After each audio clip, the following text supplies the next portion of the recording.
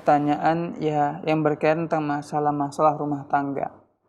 Ya pertama memang ya butuh selalu kita memohon kepada Allah pertolongan agar Allah Azza wa Jalla melanggengkan rumah tangga kita, memperbaiki ya rumah tangga kita, hubungan kita dengan suami ataupun istri, ataupun dengan keluarga suami ataupun keluarga istri. Nah, mengenai pertanyaan tadi ialah mengenai seorang suami yang dia itu mendiamkan istrinya. Tentu kita tidak tahu latar belakang masalahnya. Tapi secara umum kita sampaikan yang pertama kepada suami bahwa Nabi Shallallahu Alaihi Wasallam mengatakan, la yahillu li muslimin an yahjuru akhahu fawqa thalathi layalin.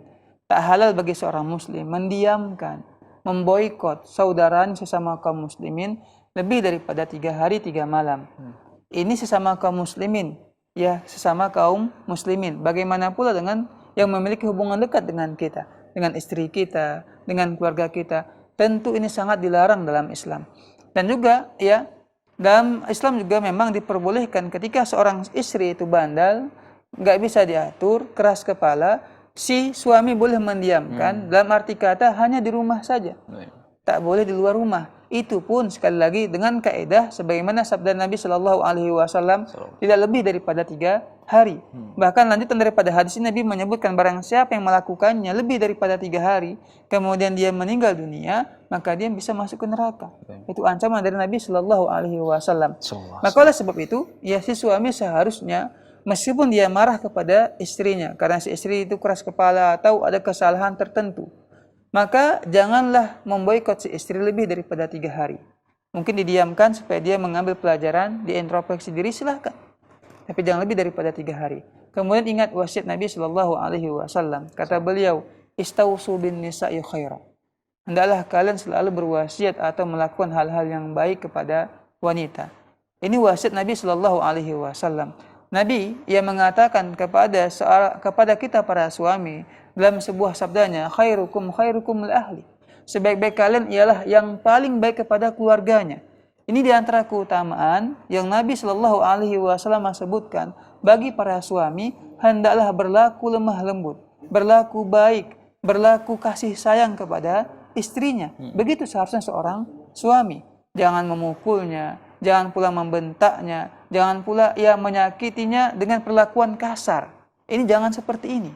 Ini nggak baik kata Nabi Shallallahu Alaihi Wasallam. Jadi ini bagi ya suami. Nah kemudian juga berkaitan tentang masalah mertua. Ini juga suatu masalah dalam rumah tangga. Terkadang sebuah rumah tangga itu menjadi rusak, hancur gara-gara ada pihak ketiga yang ikut campur. Seharusnya kita sebagai seorang muslim itu mendamaikan. Fa aslihu bainahuma, kata Allah. Ketika Allah menjelaskan innamal mu'minuna ikhwah, sesungguhnya orang-orang beriman itu bersaudara. Maka apa? Hendaklah kita itu mendamaikan saudara kita yang bertengkar. Nah, ketika kita tahu anak kita itu bertengkar atau ada masalah dengan istrinya, orang tua ataupun mertua bukan malah menjadi pemanas, kompor, ya, tapi mendamaikan. Jangan pula berpihak kepada salah satunya, tapi berusaha bagaimana mendamaikan mereka. Bukankah ini di antara keutamaan dalam Islam, mendamaikan saudara atau sesama kaum muslimin yang sedang bertikai. Dan bahkan dalam Islam juga dibolehkan orang itu berbohong dengan tujuan untuk mendamaikan kaum muslimin yang sedang bertengkar. Ini bukan sebaliknya, malah menjadi membela si fulan, anaknya mungkin untuk memusuhi menantunya. Inilah yang membuat hubungan suami istri menjadi makin parah, retak dan hancur.